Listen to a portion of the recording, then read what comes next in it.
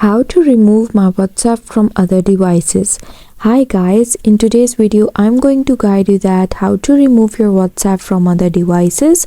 So the process is very easy. You just have to follow me step by step, and let's dive into the video without wasting any time. So first you have to open your WhatsApp and click the settings gear on the bottom right corner, and it's going to bring you to this interface.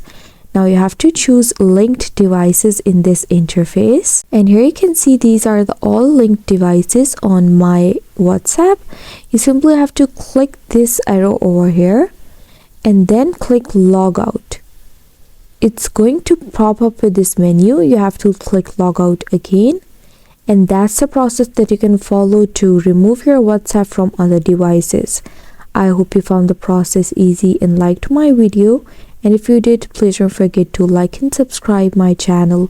Thank you very much. See you again.